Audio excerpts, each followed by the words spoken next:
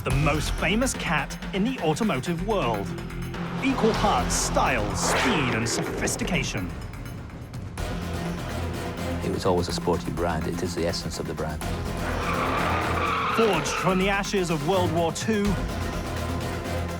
this British icon once built the fastest and most lustworthy machine of its day. The E-Type was the most beautiful car of all time, and that's why we all associate gorgeous with Jaguar. When the era of the E-Type fades, so does the fame. More times than not, they were closer to going away than they were to staying with us. Now, the company is back with their first two-seat sports car in nearly 50 years. We're very proud of our heritage, and we're very proud of how we've developed as a company.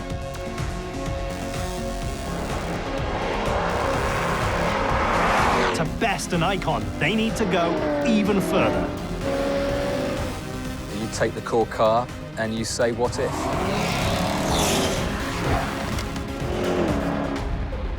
The answer lies at just over 320 kilometers an hour, and it's called the F-Type SVR.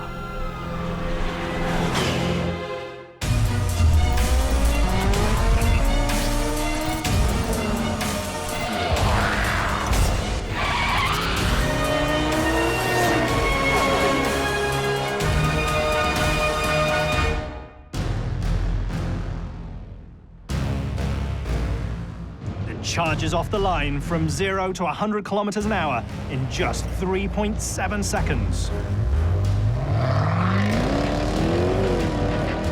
It's going to be the fastest production car for F-Type. Its supercharged V8 cranks out 575 horsepower. It's like a train that just keeps going on and on and on. And it rages to a top speed of 322 kilometers per hour. This is a supercar. It can compete with the best in the world. The F-Type SVR, a machine that can trace its lineage to one of the most iconic sports cars ever made. And a supercar that owes its existence to a tightly bonded family that's gone through hell and back. The SVR is Jag's way of saying that performance is back.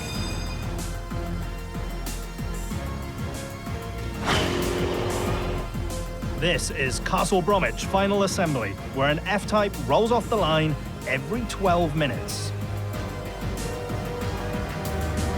Currently, on this line, we produce the F-Type. We have two variants, coupe and convertible, with a 5-litre engine and a 3-litre engine in each of those.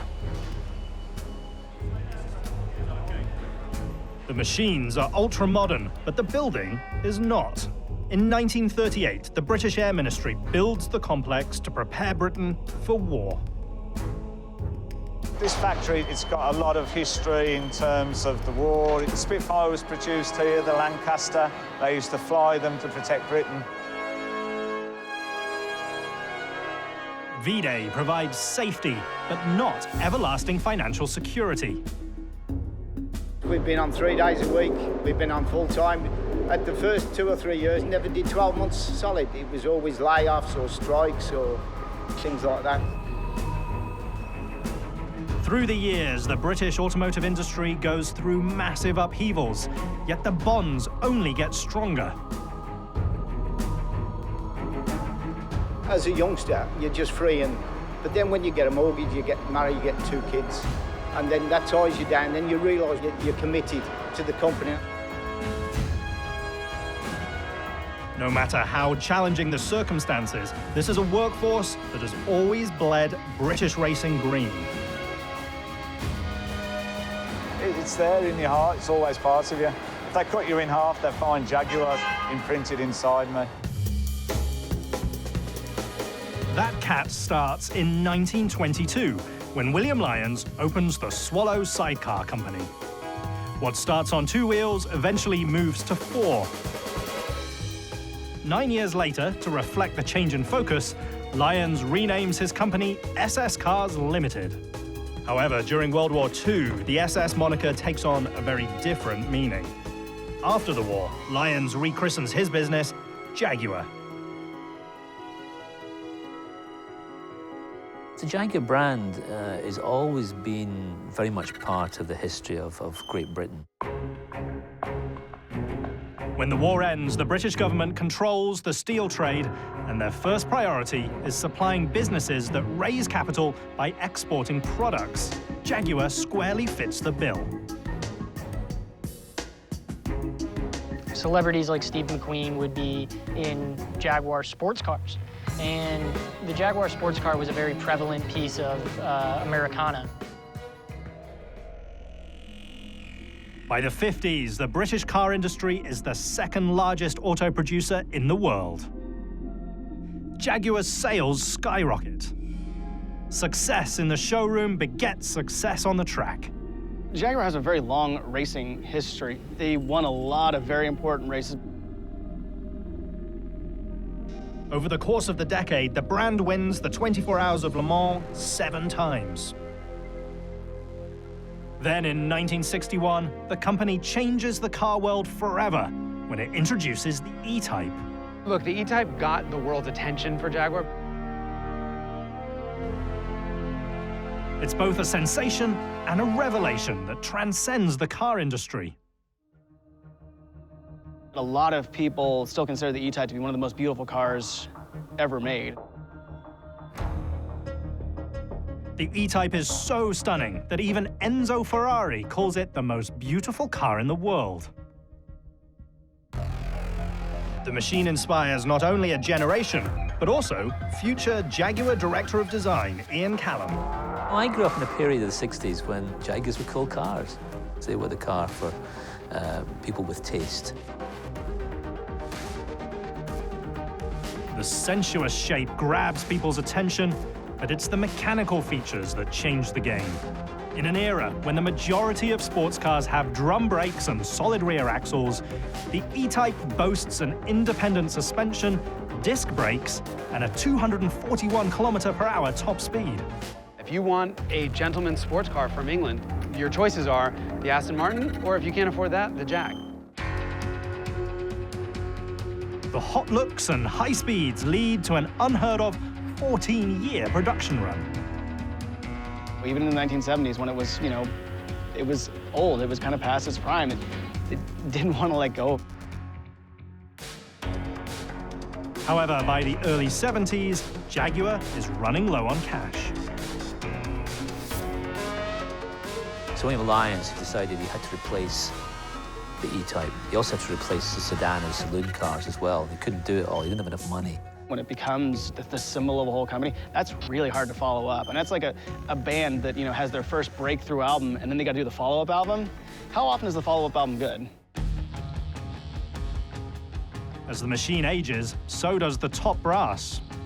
As Jaguar and the people running the business were getting a little bit older, then the car was suiting the older person. Jag sort of became the great saloon car company.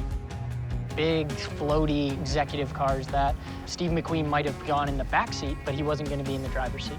I observed at that age that the entity of a car and how it works out through a business tends to relate to the average age group of the people running it, running the business. Something I'm very aware of now. By 1975, the brand is no longer a powerhouse. Most of the British auto industry went away. It gets so bad that the British government is forced to take over. They had their struggles, especially in the 1970s with the labor unrest, and then there was a period of malaise in the 80s when there wasn't a lot of money to invest in the companies.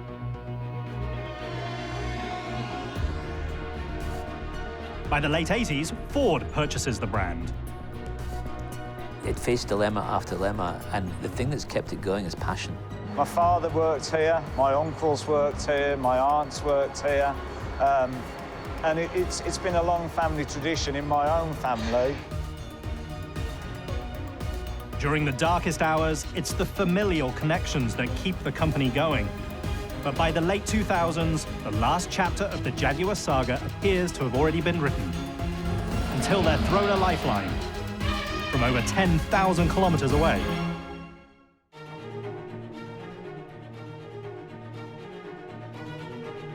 For over 70 years, Jaguar has scratched and clawed to stay alive. Along the way, they've overcome a world war, poor sales, and even government intervention.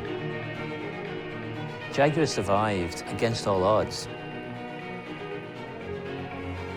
However, by the late 2000s, the deck looks to be stacked against the brand. During a near cataclysmic worldwide economic collapse, the marque is put up for sale. It shouldn't really be here, it still is here, because people love the brand. Some of that affection comes all the way from India. It's been through the Jaguar days, it's been through the Ford days, and now we've entered the Tata days. You know, it was a really big surprise for everyone when Tata was the company that came in to save Jag. Tata is based in India, and they make cars for people who need basic, reliable transportation. In 2008, at the height of a worldwide economic meltdown, Tata Motors buys Jaguar for just over £1 billion. Why would this Indian producer of low-cost cars buy Jaguar? Jaguar. I mean, this was the E-Type, this is rolling sex, and Tata's cars were anything but. It scared me to death. The fears turn out to be unfounded, as Tata immediately pours some much-needed funds into the company. Tata didn't come in and say, we're going to tell you how to make their cars. They let the guys run with it. It doesn't take long before Jaguar roars back. Just 8 years after being rescued, the brand scores its best sales in a decade. If you look around the economic climate within Britain for the last 10 years, Jaguar has been a beacon. It's an exceptionally British beacon, built with passion, forged through perseverance. Today, Jaguar Land Rover is the largest automotive company in the UK and employs nearly 35,000 people. It's a very, very special club. It is like a large family, all for one and one for all. There have been some tough times for us, but we can smile now. Smiles best seen inside the Castle Bromwich factory, where workers have endured the hardships thanks to a uniquely multi-generational connection. I've got both of my sons working here. One actually works on this line and my other son works on line 2. I get a bit of grief off like the lads that work here about my dad working here, but it's all right, it's not too bad. Now, I've been here a fair time and it was always the case. It was a family-friendly orientated kind of business. There are a lot of families that do work here, like they have got managers that do have like either brothers or sisters, other family members that do work. You've got a good few people who've got a long service in, 25, 30, 35, 40 years in. While the tenure here is lengthy, it doesn't even come close to matching the dormant desire to build a sports car. The sports car, the two-seater sports car, has been a long time in coming. During the brand's resurgence, a brash idea begins to take shape.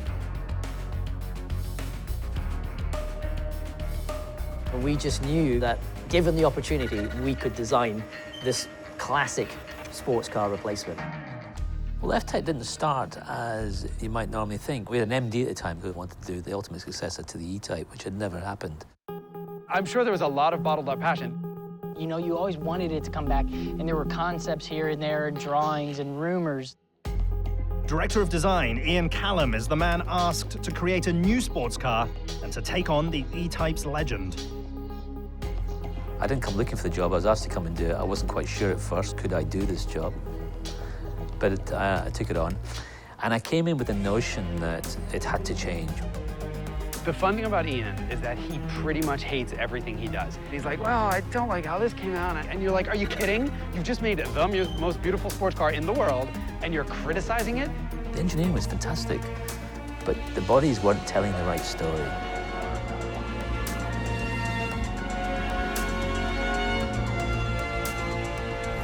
In a world with less than 60 global automakers, simply being a head designer is a very rare occupation. Yet Ian is part of a far more exclusive club. His brother, Maury, is head of design at Ford. He's good. He has to be good to be in charge of Ford. I always say he's got the real job, I've got the fun job. The odds of Ian and Maury leading design teams for two major automakers are incredibly small. You know, we grew up together loving cars. We shared a bedroom together, and the walls were covered in car brochures from the floor to the ceiling. Sensibility, I think, is probably one of our strengths, and it's a Scottish thing. You know, I think the Scots are romantics. While many mainstream designers endorse art school theory, Ian takes a much more pragmatic approach. A lot of people in art school used to say to me, you know, go and look at nature, get inspiration from it. And I got a bit stuck with that, you know. I thought, well, I can look at leaves. I do like them. They're beautiful. But it doesn't tell me how to design a car. The romance begins in 2011 at the Frankfurt Auto Show, when Ian and his team introduced the CX-16 concept car. The idea enthralls the audience, and more importantly, the brand's new leader. And we showed it to Mr. Tata, and he said, well, why aren't you doing it? I said, well, you tell me. So it just fell into place after that. With their patriarch's blessing, the team gets to work. They use their existing lightweight aluminium platform as a base. Then we negotiate, a bit of bantering and bartering and everything goes on. And we end up, hopefully, with the right result.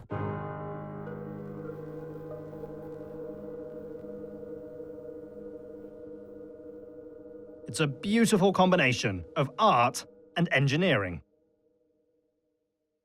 You know, the notion of physics and engineering and art and design coming together, Leonardo da Vinci would understand this stuff completely. You might be quite impressed with this, actually. Designers spend months refining the machine's shape, while engineers push prototypes to the limit. When you're building the first serious sports car in over half a century, you've got to be at the top of your game. If you go away 200 yards from me, you'll see this car sits with confidence. Drawing those lines on paper is relatively simple. Producing them in the real world is not. Aluminium doesn't stretch the same way steel does. It doesn't do what it's told. If you stretch it too far, it will rip open. Dr. Mark White is the person pushing the limits of aluminium. His journey at Jaguar starts 3 decades earlier. So in 1987, Jaguar was quite a different place to what it is today. 30 years ago, the majority of automakers built cars out of steel. When Mark is hired, he's immediately focused on switching to aluminium. We used aluminium in modern times for exactly the same reason that Sir William Lyons used it in the 50s. Lightweight means better performance. Weight begets weight. If you save 200 kilos on the body, you can probably save another 100 kilos in the rest of the vehicle systems. Lighter weight machines help both fuel economy and performance, but working with aluminium is a challenge. It's a tougher material to work with. It's more difficult to weld. To make the switch, the team looks outside of the traditional automotive world for help. And we decided we'd go look at the technology used in aerospace and say, could we apply that to cars? Now, nobody else did that at the time. Once the team settles on using aluminium, the next hurdle is choosing whether to build their vehicles with space frames or unibody construction. With a space frame, you've got a structure, and then the exterior panels effectively keep the rain out. In unibody constructions, each exterior panel becomes a key structural component. We decided to take the brave pill and do a unibody construction. For a smaller company like Jaguar, that's a big deal to invest that kind of money because steel is frankly cheaper and easier to work with. That's dedication to that weight reduction. The decision reduces vehicle weight by over 40%, but joining the panels is still a problem because aluminium doesn't like to be welded. You get a heat-affected zone, which is just basically a brittle area around the weld, and that area can be prone to failure in durability. Once again, the team thinks outside the box. Self-pierced rivets were invented in Australia to make ladders. Ladders are one of those peculiar things where if you MIG weld the rungs of the ladder to the side frame of the ladder, it's absolutely great until the weld fails and then you fall off. So we thought, well, hang on a minute, if these guys are riveting ladders together, why couldn't we look at riveting panels together?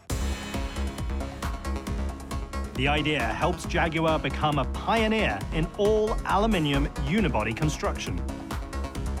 Getting this really nice sharp radius, this, believe it or not, took nearly 3 months of work, just because design wanted it literally as sharp can be. When you're creating a car out of aluminium, you have to be very aware of what you can draw. To create the sharp creases, the team uses what's called a double draw process.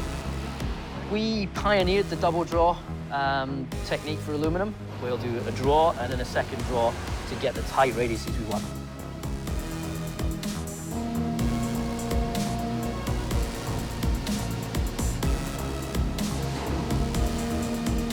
Jaguar's 20-year history with the double draw technique is the key to realizing Ian Callum's vision for the F-Type. The only concern in introducing the F-Type was, would it be good enough? Would it stand up to expectations, considering F comes after E?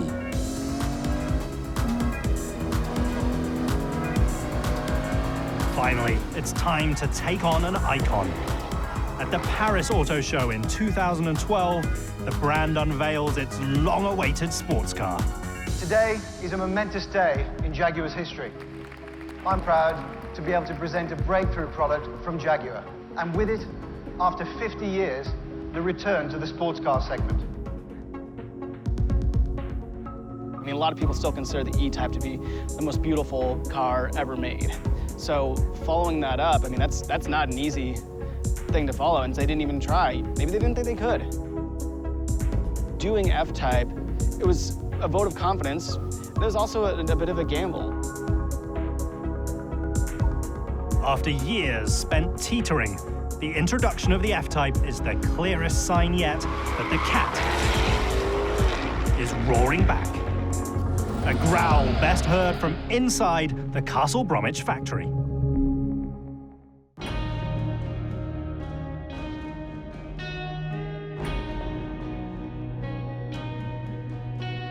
Jaguar has just introduced the F-Type, a purpose-built high-performance machine that caps a remarkable revival. So the F-Type is the spiritual successor of the E-Type as much as it is its literal successor. To build the machine, the company relies on the Castle Bromwich final assembly in the West Midlands of England. Jaguar has been producing cars here since 1966. Over the years, it's changed quite a bit. Oh, the factory was knee-deep in mud. There used to be power tools lying on the floor. There was airlines everywhere. It was a nightmare. Today, it's a state-of-the-art facility where over 3,700 workers produce 4 different Jaguar models. Castle Bromwich factory is fascinating because they're all aluminium cars. Therefore, it's a clean factory. There's no sparks flying, it's not dirty. The process starts inside the body shop, which is also the final assembly hall. It's a compact assembly hall. As you can see, we've got body in white and trim side by side. The chassis structure begins life just meters away from where the final machines roll off the line. This is a unique body shop. It's a robot facility. We've got approximately 40 robots within the area. It's a facility which is part manual, part automated. 118 people work alongside the robots, and every 12 minutes, a new machine rolls off the line. This is the beginning of the car. It's the foundation of the rear end of the car. The rear end is then formed and it's riveted together, and an adhesive is applied to form structural integrity of the product that we're producing. It takes nearly 3,500 rivets to secure a single body, and over 90 meters of adhesive to glue it together. That's nearly the length of a football pitch. This is a validation body. At the moment, what they're doing is looking at all the actual rivets on the body to make sure that they're all in the correct place.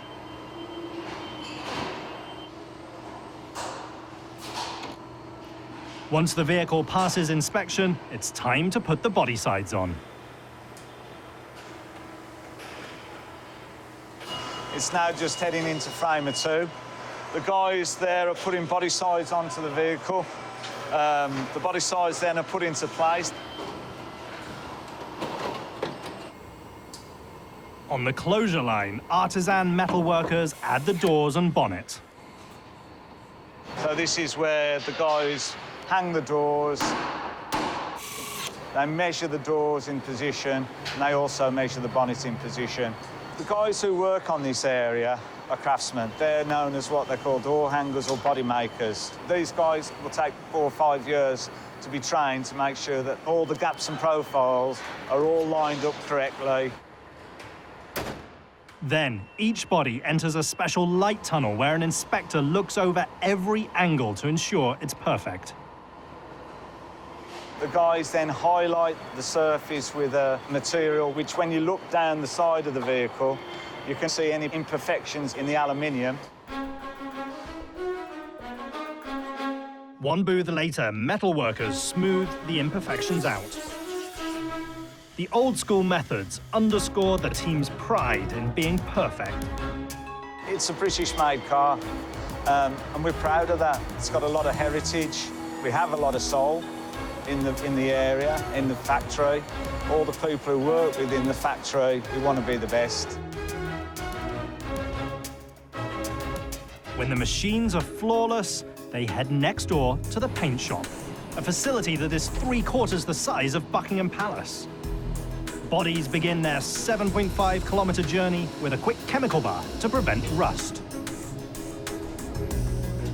We've now put our coloured primer on, which is like when you paint your house, a normal primer. So these cars now are being prepped, ready for your final spraying activity. So whether the car meets our quality requirements is 100% down to these guys. Painting the machines is a combination of manual labour and robotic perfection. So all the exteriors are done by robot. The interiors are still currently done by hand.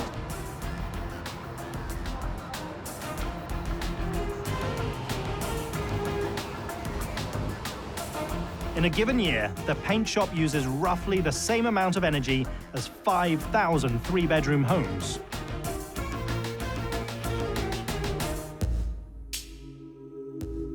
The clear coat's on it now, so you can see what the car is finally going to look like. Body is done. So all we're going to do now is we send the car downstairs, we will remove the slaves and send it on to trimmer final.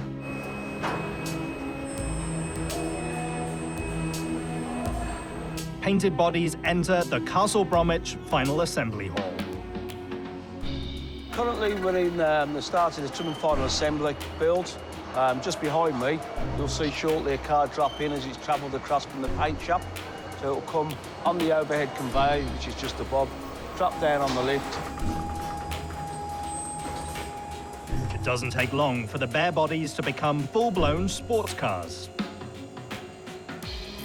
As you add parts to the car, it then takes shape as a car as everyone knows it, and it comes out as a nice, shiny F-Type. When a bare body enters the line, workers immediately scope out each machine's unique build sheets. This is, you wouldn't be able to see the detail, but this specifies what extras are on the vehicle. And then this goes with there and a different kind of logic, which actually helps the guys build a vehicle. The larger build sheet allows workers to take a quick glance and know exactly which parts they need to install. It's a critical technique when you're manufacturing a machine that comes in 14 different colors, offers 2 types of engine platforms, and has over 90 optional features. We take the door off, basically unhinge them and put them on the same skillets. And from there, as we progress down the line, various parts are added to it. Unlike other car factories with dedicated sub-assembly lines, at Castle Bromwich, the doors travel in front of the body and are built up along the way. It's like having 2 assembly lines in one. It is quite unique. It's again, as I say, it goes with the car. A couple of stations into the build, they install the wiring harness. So it goes from the front of the car to the rear, connects to the IP, travels, say, all the way to the rear of the vehicle into the boot compartment. To help the craftspeople, they preheat the harness. As you can imagine, there's a lot of cabling there, and it's very, very rigid. So we preheat the harnesses before it's into the car. That's why it's so warm here. Probably nice at this time of year. Next, they stamp the vehicle identification number. Then install the tailgate using a weight-assisted lift. So it's just dropped into place, the tailgate. Now it's being set. You'll see it being set by the associate and tightened up. At the end of the first trim line, they bolt in the air conditioning system and use another semi-automated hoist to move the dashboard into place. Partially built machines are fitted with headlights and suspension components. The car's taking more shape.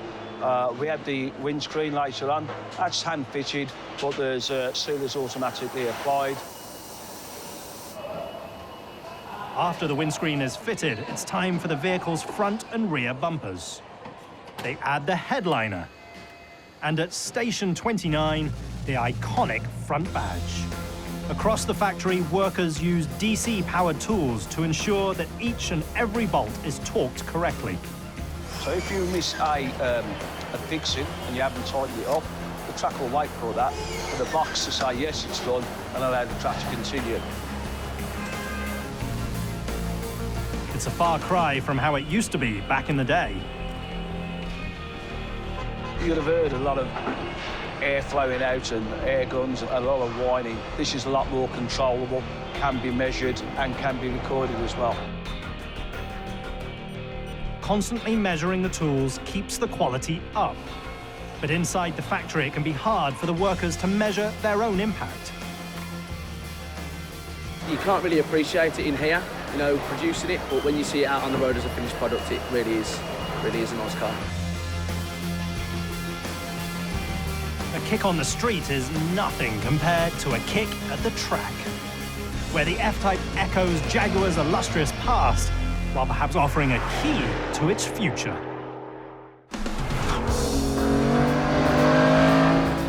When the E-Type is introduced in 1961, it immediately captivates the world. A decade later, it's a different story. Facing slumping sales, Jaguar founder William Lyons asks his engineering team to shoehorn a brand new V12 engine into his aging chassis.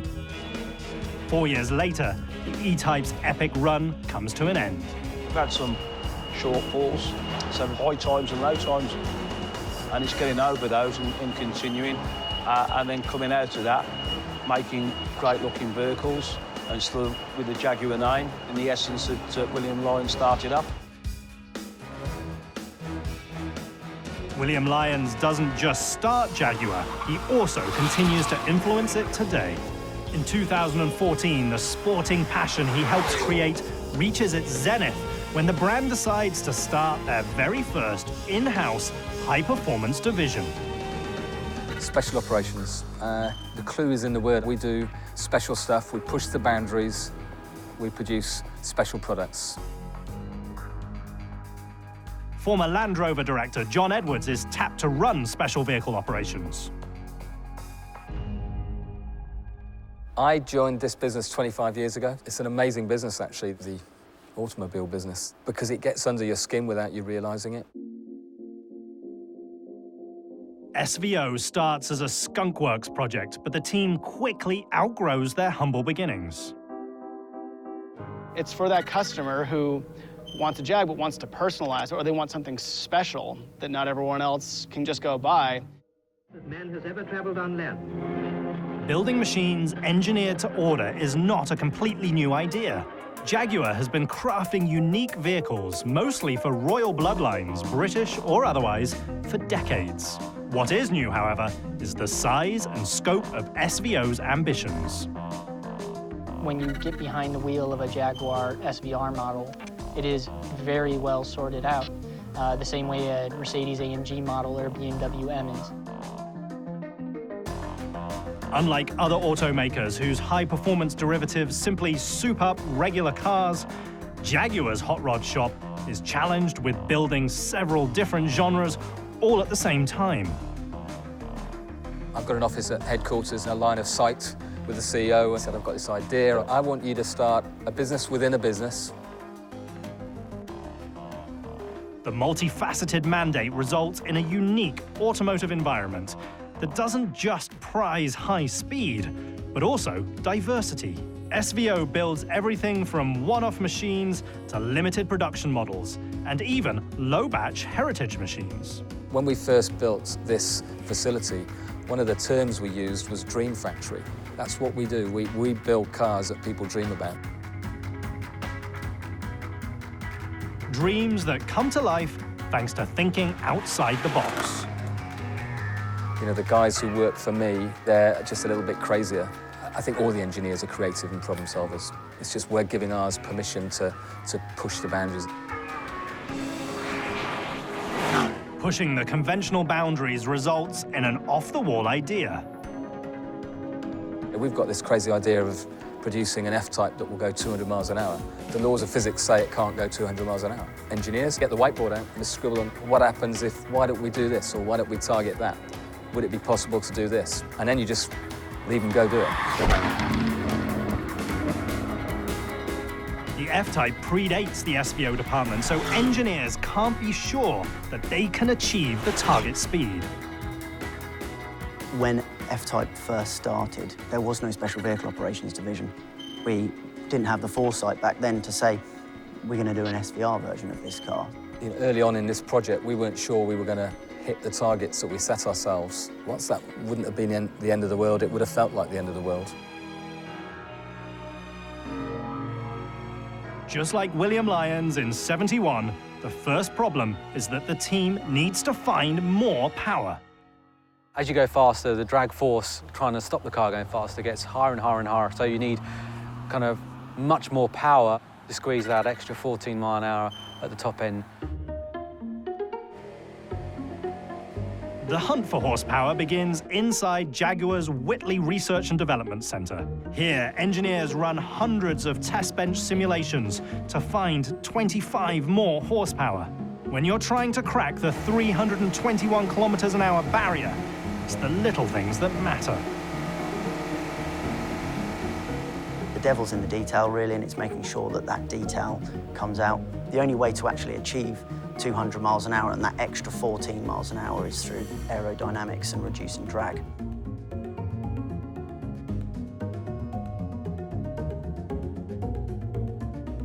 To reduce the drag or the amount of air resistance that the vehicle faces at speed, the team goes back to Ian Callum's drawing board.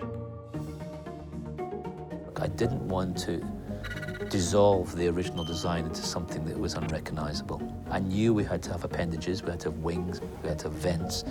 The physics matters, understand that, but we want to do it in the most tasteful way possible. Of course, that's part of the challenge. Months of testing show that adding a full-time rear wing isn't an option, but a necessity. The biggest challenge is the rear end of the car. Getting enough downforce in the back of the car with the original spoiler wasn't going to work. And so we conceded we have to put a wing in the car to be stable at 200 miles an hour.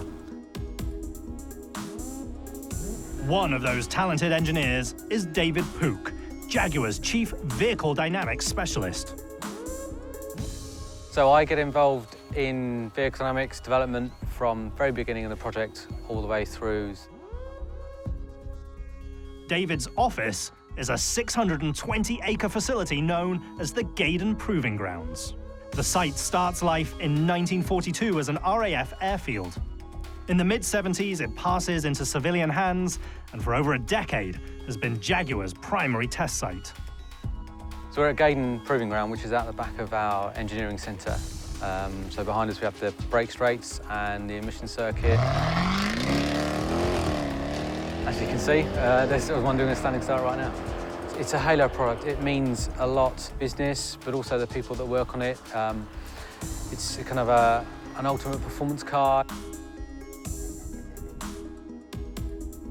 Pushing high performance even higher requires riding right up to the limit.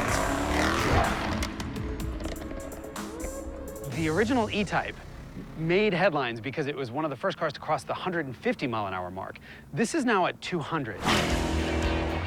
And as you ramp up speed, everything is exponential. The forces involved are exponential. The risk is exponential. It takes months of trials before David Pook and his team finally hit the magic number. It felt pretty exciting. It feels like you've taken the 186 mile an hour that you kind of get used to, and it's like a step on from that. Breaking 200 miles an hour is still a big deal. There's not very many cars in the world that can do that. One step forward for David and his team is a giant leap for Jaguar. When the F-Type SVR hits the 200-mile-an-hour mark, it becomes the fastest production car the company has ever made. You drive an F-Type R, the last thing you will ever think is, wow, it really should be faster, because no. But SVO has made the F-Type SVR, and this is the first car they've ever made to top 200 miles an hour. Like all F-Types, the SVR is built at the Castle Bromwich factory. This is one of our newest vehicles, made by our Special Vehicle Operations Division, although we're going to produce it in-house here. It's called the SVR. The 575 horsepower engine is prepped right alongside the other V6 and V8 motors in the powertrain sub-assembly area. The area you see just over my shoulder is the marriage station, or the stop-up as we call it. Here you'll see the main drivetrain being lifted up into the car and bolted into position.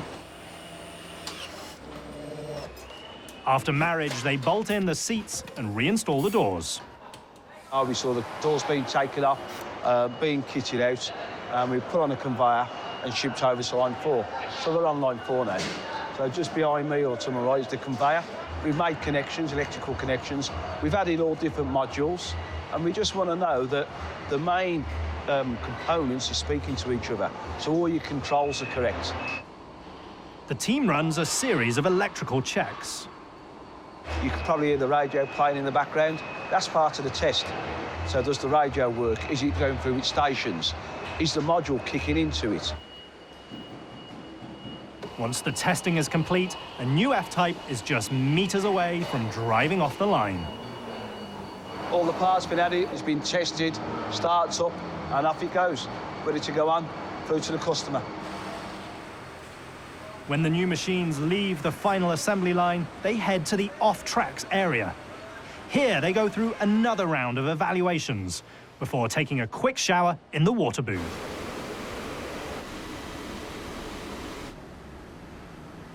A new F-Type is now complete. But for the SVR, there's one more stop inside the Special Vehicles Operations garage. We fit the blingy parts. The parts that we fit in this department are unique to the car, and they take a lot longer to fit than the tracks are allowed to take. We have more time to fit and make a good job of them. The big spoilers that you see on the back of the car, the carbon fibre parts that you on the bonnet, on the mirror caps, on the side vents. Keith Holston is one of a handful of craftsmen who literally bridge the gap between the E and F-Type machines. I started with the company in '72, so that's some 44 years ago, is it, if my maths are right? When Keith joins the company, the E-Type is nearing the end. But the machine helps plant a deep-seated desire to not only build Jags, but eventually to own one as well. It was a thirst for 40 years. I'll have one on my 40th birthday. I'll have one on my 50th. I never got round, but when we turned 60, so we decided, my wife and I, to go out and buy ourselves a Jaguar that we'd always wanted. Today, Keith is one of a team of people bringing the biggest, baddest, and most powerful F-Type to life. You first look at the E-Type and the iconic car it became, and you look at the SVR that we do now, it just needs to be there. It's just a great car.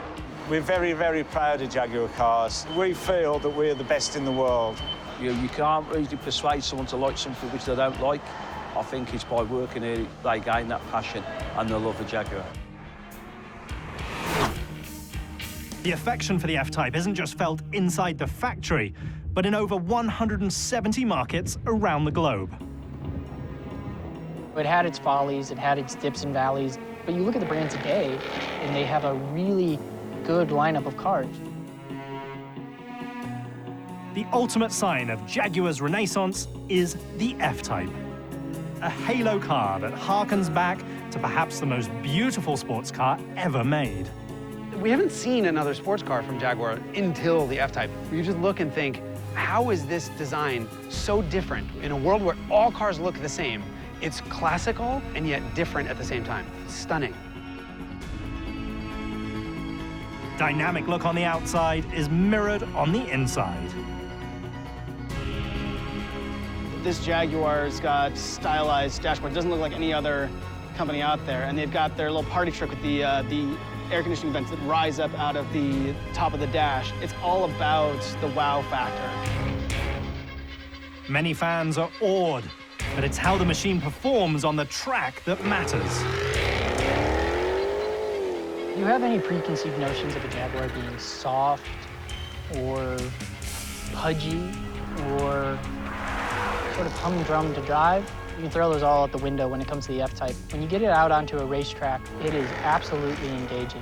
It's certainly going to deafen anybody you drive by with that loud exhaust. It's a little unhinged in the handling department. I think Jaguar did that on purpose. They want it to be sideways. They want it to be fun. And that gives the car a lot of personality.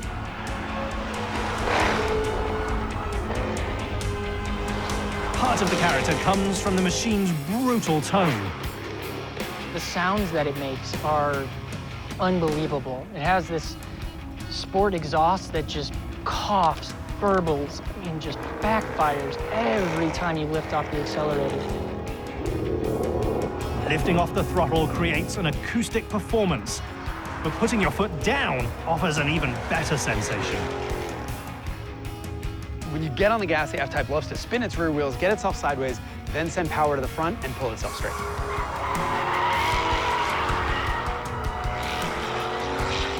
The F-Type R goes 0 to 100 in 4 seconds and has a top speed of 299 kilometers per hour.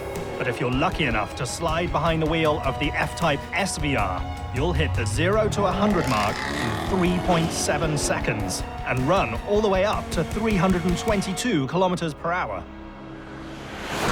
In a world of turbocharged engines, what gets me going is the supercharged V8 in that car. There's no waiting, there's just instant anger the second you're on the gas. That's a novelty that'll probably go away.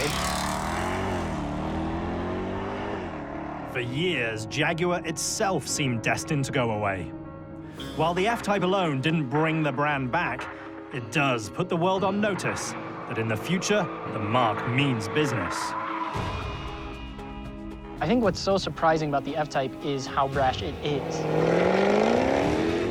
My family has worked here a long time, and long may it continue, because it feeds the local area in terms of jobs. It's a British icon, which is heralded all the way around the world. say I feel hugely privileged to have been involved in the successor to the E-Type. My goodness, I would never have dreamt that would ever happen. I'm very fortunate.